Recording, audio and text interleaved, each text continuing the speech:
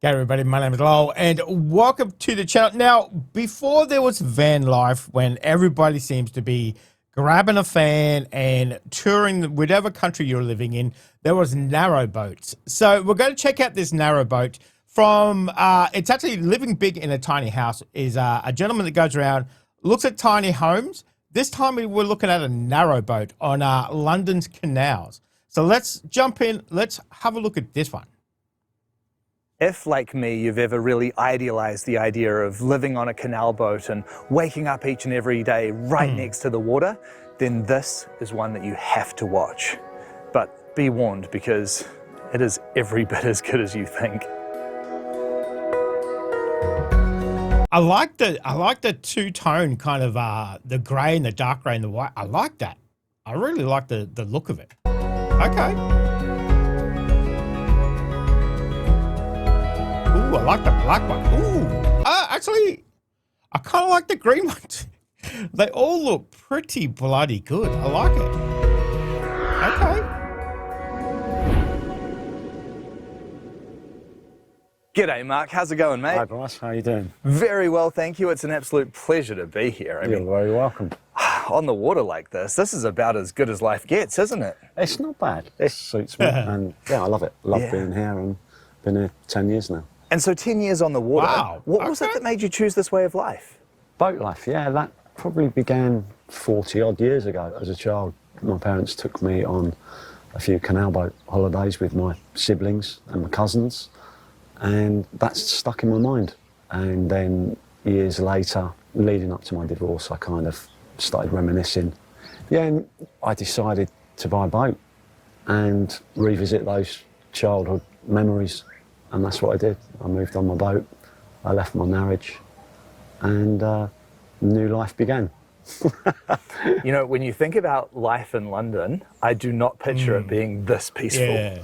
I suppose we're on I the was going to say that it is very, very quiet down at that waterfront. Okay. fringe of London, really, here. Hampton Court, which is just over Wow. there behind us. Yeah, we're in the suburbs of London, really. Right on the border, but you know, where I live, I can be in central London in half an hour. Yeah. Train straight through. It's peaceful. It has its moments, you know. Saturday morning can be quite busy with all the rowers coming past and the boat will be rocking.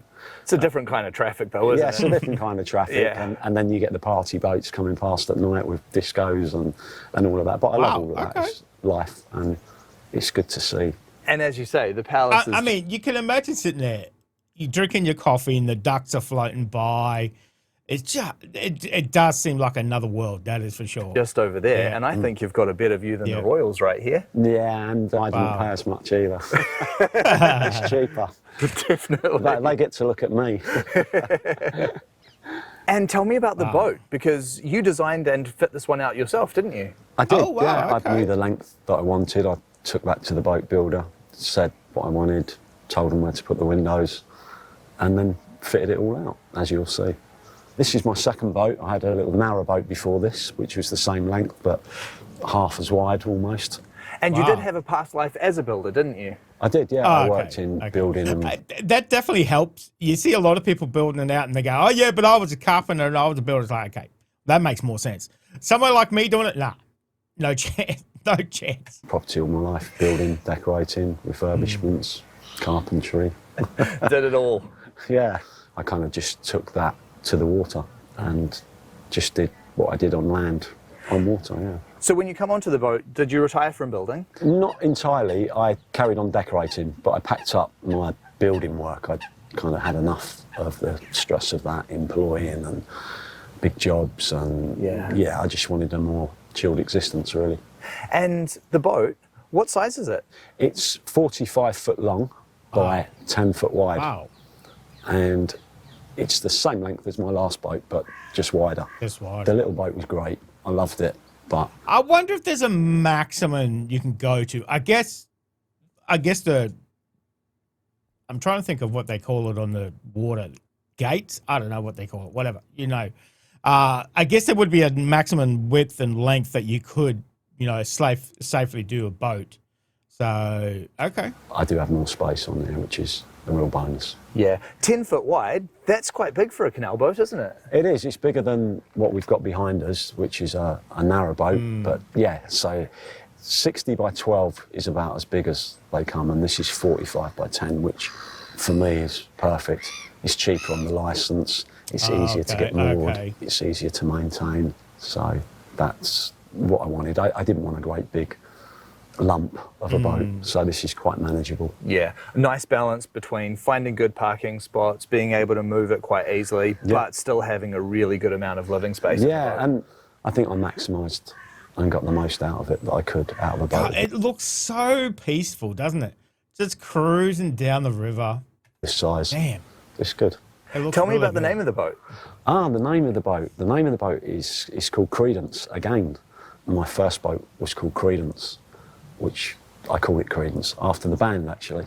Right. Oh, When I was up in Northampton doing my first boat, I was jogging. I used to go for a run down the canal, and I'd had Credence playing in my ears as I ran down the towpath, jogged. And I thought, yeah, Credence, that's a good name for a boat. Yeah. So I called my first boat Credence, and then when I was building this, people said, are you going to call it Credence again? And I thought, yeah, I'll call it Credence again. Yeah.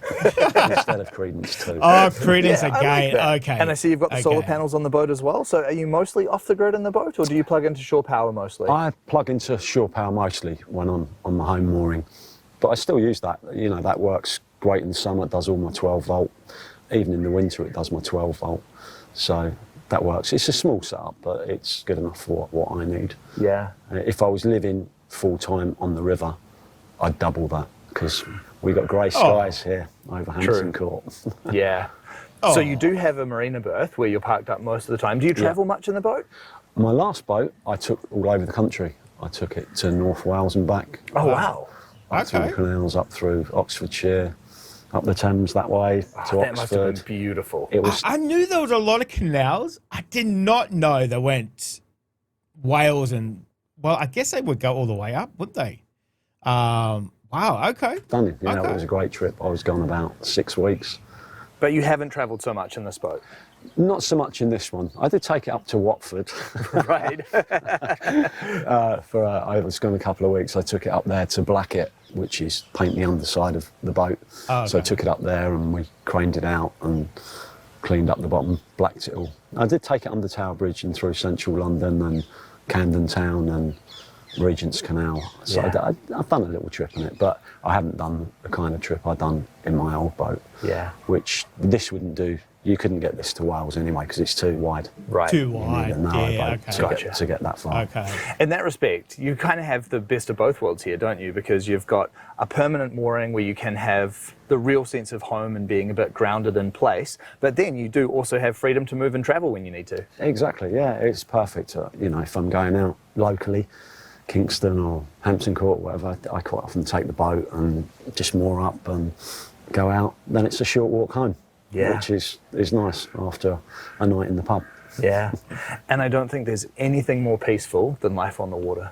It's got a calmness, and I like that, yeah.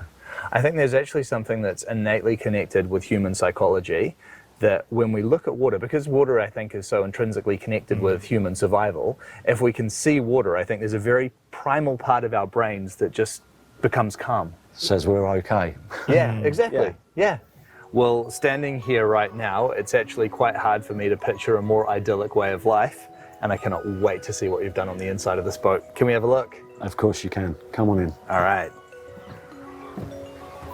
It is very stable. Even walking around on that deck, there's no kind of movement or nothing.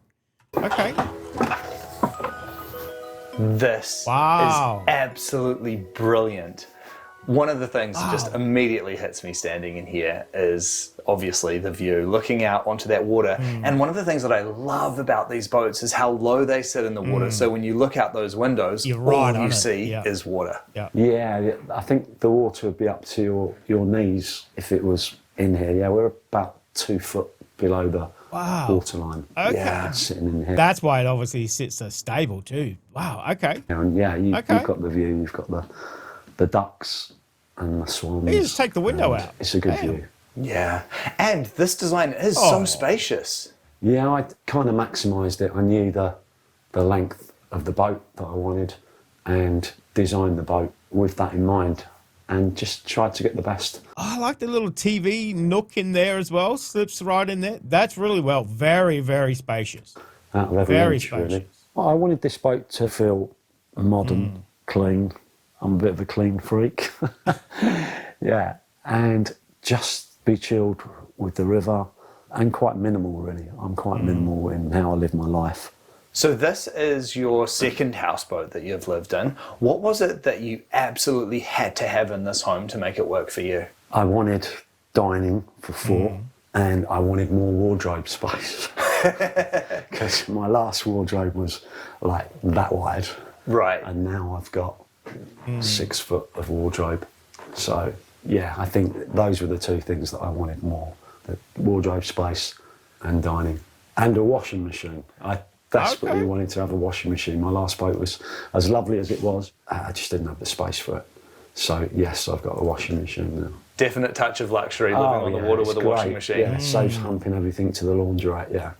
And I really do like the way that you've done this dining table as well. So spacious, it becomes extra obviously prep area as well for the kitchen when needed. But again, having the chairs there right by the window, looking out onto the water, what a lovely place to sit and enjoy a meal. I love having that, but being by the window, I wanted it really centre to the window, but it took up too much room. So I've actually designed it so it moves. Oh, really? Yeah, it slides along to be centre. That's bloody clever. That's bloody clever. To the window, so you can all sit and enjoy the view. Wow. Even better. What a clever idea that is. Yeah, it's just very simple, really. There's no clever mechanics to it. It's just, it shunts along. Yeah, and a great, very spacious design for this kitchen as well. You've got so much storage, so much prep space here. Yeah, there's more storage in here and worktop than there is in some houses, I think. Yep. So I wanted lots of worktop and I wanted a big sink. I can't abide tiny sinks. I like good, deep sinks. So I agree. that's what I've got. Well, especially if you don't have a dishwasher, then a nice big sink like this, it becomes essential, doesn't it? Yes. Even in my small boat, I had a sink that big. It's a must for me. Absolutely. Really good sized oven and cooktop. Yeah, that's fine. It's on Calagas. There's 2 bottles at the back of the boat. That works for me. And you've got the bathroom through there. Yeah, bathroom's through there. I've got a lovely little basin. I've got a really good sized shower and cassette toilet, which some people don't like, but you know, it works. It's simple. It doesn't fail. Yeah. And I just deal with that where I'm moored. I guess that's one of the benefits as well to having a permanent mooring at the marina is that they would have that infrastructure there. Yeah, that's a once a week affair. Yeah. And this lounge is just so nicely done as well. Putting that skylight right in the middle there was such a great idea. It adds a real nice feature to the lounge. Yeah, I love that. It gives me so much more light and a bit more headroom, which I think you probably appreciate that. Yeah, I always appreciate more headroom. But, you know, to that end, it is really spacious in here. I don't feel sort of enclosed at all. I have been on boats before where I've felt like I have to duck the whole time, but I don't have to in here. No, I love how he's got a fireplace as well. How cozy would that be in the winter time? You know, the rain coming down, maybe even sleet, and you're just comfy in your little houseboat. I think we've got about just under 7 foot in here, which is pretty good. And we can even fit you in, Bryce. Can even fit me in. Thank you for some good design there. Yeah. And great sized couch. Yeah, that came in pieces. It didn't get through the door. That works. The kids sleep on it. Yep. I've slept on it. Yeah, it's really cozy. Brilliant. And I really like the way that you've included the television in here as well, sort of recessing it into a bit of cabinetry there. Very tidily done. Yeah, that's the kind of stuff I used to do work-wise, like building, carpentry. And yeah, I just brought that onto the boat and carried on doing what I've always done, really. Yeah, nice to be able to take those skills that you're so used to using for other people and use them for yourself as well. Yeah, and it's nice to do my own projects, you know, for myself and not being governed by other people's, you know, wants. It's just how I want to do it. Yeah, absolutely. The fireplace. No home is truly complete without one, is it? No, that's great. I burn coal and wood on that. It keeps the boat completely toasty. There's nothing to go wrong apart from me forgetting to buy wood or coal, so that's always there. There is central heating on the boat as well. Right. I've got radiators and a boiler and hot water and all the rest of it. But yeah, the log bands, that's great. Yeah. Even with all that other stuff, you just can't beat the ambience of a fire. You can't be, even just looking at the fire, you know, watching it, you know, it's just something primal about it, that's for sure. It's lovely. Yeah.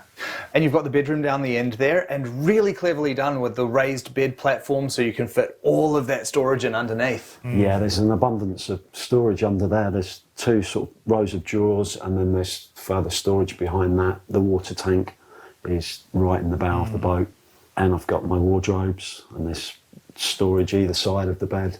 Yeah, it's great. It's a little higher than it should be. Right. Slight slip up with a tape measure. Right.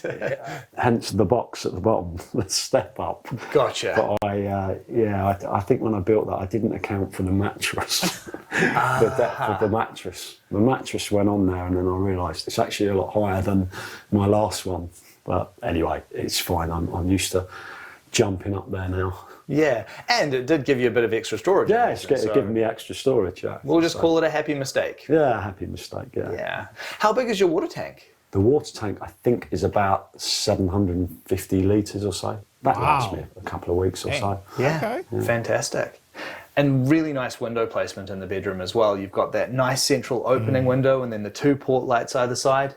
I wanted to be able to see through the front as you come through the back. I wanted to keep it as open as I could, which is why the wardrobes are central, so you can see right through. And also, you know, if you're cruising, you open up those windows, you get the air just flows through the boat. And looking around the boat in general, I can see that you have not skimped on storage. No space has gone to waste in here, has it? There's lots of storage, and you've just got to use every inch that you can. But I'm quite minimal as well in how I live, so there's plenty for me. The cupboards, obviously, you can see them. There's storage underneath all the units, and then I've got my cupboards at the back, which house the electrics, the washing machine, tumble dryer. Yeah, and then obviously we've got the DVD cupboards next to the telly. Yeah, there's all of that. Loads of storage under the bed, the wardrobes. Yeah, as much as I can make. So you've been living on the water now for 10 years. How long have you been in this boat? I've been in this boat just about 3 years now. And what's it like living here? It's great. There's a good community. You know, we help each other out. I've met loads of friends. It's been a whole new life for me. Yeah. From the outside looking in, this would be such an easy way of life to really idealize. And I know that I'm guilty of that myself. What is the reality of life on the water like? On the whole, great. But you do need to be practical. There's always something to do. You know, there's always kind of something to fix. You need to make sure you've got diesel and wood and coal. And yeah, it can be harsh in the winter. This boat will freeze in the winter if you don't keep it warm. It's much, much colder. So yeah, you just need to just prepare, really. Yeah. What do you do to insulate the boat? Insulation is foam spray, which is pretty good. It's probably the best, actually, insulation that you can put in a boat, because it holds back the humidity. Because being a metal boat, it will condensate. If the humidity gets to the metal, it will condensate. Right. So foam spray stops that humidity touching the metal and stops it condensating. And can we talk about the cost that was involved in building this boat? Yeah, we can talk about that. I paid about 50 grand for this boat, this shell. Okay. And then I kind of lost track with what I spent on it. I don't know, maybe another 20, 25 grand I spent on it. And my time. I worked long hours for a good 3 months doing it. I bet. And it is pretty ezy to lose track of those running costs when you're right in the thick of a project like that. Yeah, I started a spreadsheet and that just... I got bored with it and I just didn't. I stopped adding it up. I've got a mental idea of what I spent on it. Yeah. Or some of the best times, I would say, of my life. I've been on and around the boat, for sure. The calmness, just being there, the water, the nature. You don't have the traffic, you don't have... It's just a more chilled way. And I think it rubs off on you in every aspect of your life. I'm a more chilled person than I was 10 years ago, for sure. So I think I've absorbed the calmness of the water. And what does the future hold for you now? I'd quite like to do another project. Yeah? Yeah, Oh, I think I'm probably going to sell this one. Right. And I'd like to do another one. I might do another narrowboat because I fancy the idea of going off on another long adventure. trip again. Yeah. I think the ultimate dream for me would be to buy a little plot on the side of the canal somewhere I could park my boat at the bottom of my garden and have something a bit rustic and rural and some sheds and somewhere to park my boat. That's living the dream there, Yeah, right? that's a bit of a tool. Yeah, a little house, garden, Yeah. right on the river with the Yeah. narrowboat parked right down the bottom. Yeah, that's it. Now you're talking. Yeah, I think that would be pretty fantastic. Yeah. Well, when you make that happen for yourself, you have to let us know because I would love to come and check that out. Yeah, if that ever happens, I shall let you know for sure. And amazingly, next week we are visiting your brother who also lives tiny. Yeah, James. Yeah, he's Oh, more wow, creative okay. than me. You know, I'm a creative, but in a more practical way, and I let practicalities sort of govern my design. James is a bit more. Yeah, and you'll see. I can't wait. Well, looking at what you've done here, I can just see it runs in the family because you're both very, very creative, clever people. Thank you very much. That's very kind of you to say. Yeah. Well, Mark, I'm just so impressed with what you've created here. Your life on the river just looks so magical. And standing in this home right now, I really feel like you've created the best of both worlds for yourself. You've got this wonderful outdoor playground to explore on the river, but in here, you've created a place that truly feels like home. Thank you so much for sharing it with me. You're very welcome, Bryce. Thank you. I think there is an unrivaled piece to life on the water. To be here just in such close proximity to nature and the elements is such a special way to live. And what Mark has created with this lifestyle on this boat, I think is just the perfect blend of both worlds, because not only is he so connected to the river, but also he's just a stone's throw from London and the big city and everything that that has to offer. All of that encapsulated in the most wonderful, practical, modern home. This really is a beautiful way of life that Mark has created for himself.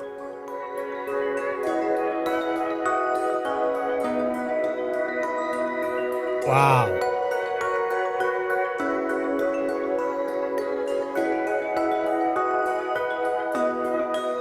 I gotta admit, that was bigger on the inside than I thought it was going to be, you know, because it doesn't look like much. But then obviously you've got that extra, you know, because you're actually below the water as well too. So, he had a lot of stuff in there. Fireplace, great thing with the TV in that little nook. But I love the idea of the sliding table as well. You know, when it's in its actual position, but then you can slide it down. You can look out the window when you're having dinner. I reckon that was very clever. Very, very clever. That was very interesting. Very interesting. Gave a little glimpse into life on a narrowboat. I've always heard of him. I haven't really looked into him, but it looked like a fascinating, very calming, as he said.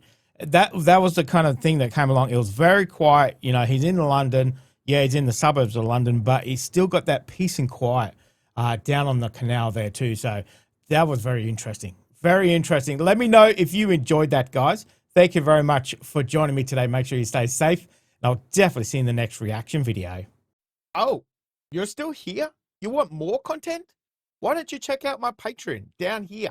You'll get plenty more content and some exclusive videos over there too. If not, why not check out this one over here?